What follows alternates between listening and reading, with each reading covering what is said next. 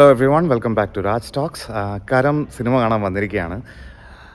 ആളൊഴിഞ്ഞ തിയേറ്ററിൽ ഞാൻ ഒറ്റയ്ക്കാണ് ഈ സിനിമ കാണുന്നത്. ഇനി ഇപ്പോൾ ഇൻ്റർവെൽ കഴിഞ്ഞിട്ട് ഇനി 12 മിനിറ്റോടെ ഉള്ളൂ. ബാക്ക്ഗ്രൗണ്ട് കാണാൻ പറ്റുമെന്ന് എനിക്ക് അറിഞ്ഞൂടാ. ലൈറ്റിങ്ങിൻ്റെ ഭയങ്കര ഇഷ്യൂസ് ഉണ്ട്. പക്ഷേ ഇത് കേരളത്തിലെ അവസ്ഥയല്ല കേട്ടോ, ഇത് മെൽബണിൽ നിന്നാണ്. ഈ ചാനൽ ഫസ്റ്റ് ടൈം കാണുന്നവർക്കാണെങ്കിൽ പറയുകയാണെങ്കിൽ ഇത് മെൽബണിലെ തിയേറ്ററാണ്.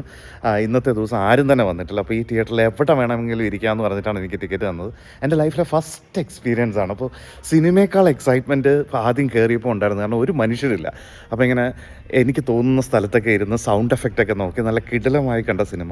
Directed by Vineeth Sreenivasan, production Merryland. എന്താ പറയുക, എനിക്ക് ഫസ്റ്റ് ഹാഫ് കണ്ട് ഒരു ക്ലീഷേ സ്റ്റോറിയാണ്, പക്ഷേ അത് മേക്ക് ചെയ്തിരിക്കുന്ന രീതി, ബാക്ക്ഗ്രൗണ്ട് സ്കോർസ്, സിനിമാറ്റോഗ്രാഫി അടിപൊളി, കിടിലം മേക്കിംഗ്.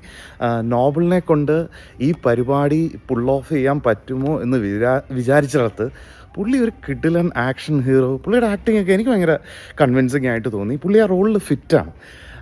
നല്ലൊരു കിടിലം ഫസ്റ്റ് ഹാഫ്, നല്ല പഞ്ചോടുകൂടി ഒരു ഇൻ്റർവൽ പഞ്ച്.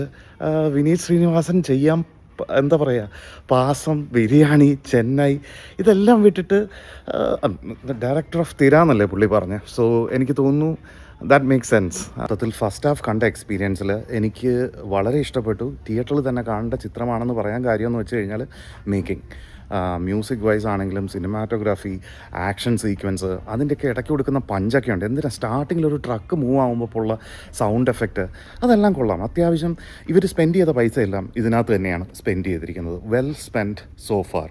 ഇനി സെക്കൻഡ് ഹാഫിൽ ഇതെങ്ങനെ ആകുമെന്ന് അറിഞ്ഞൂടാ, ഇതെങ്ങനെ പോയി എൻഡ് ചെയ്യുമെന്ന് അറിഞ്ഞൂടാ. അത്യാവശ്യം സെക്കൻഡ് ഹാഫ് കൂടെ പ്രോപ്പറായിട്ട് വന്നാൽ, എനിക്ക് ഫസ്റ്റ് ഹാഫ് വളരെ ബോധിച്ചു കേട്ടോ.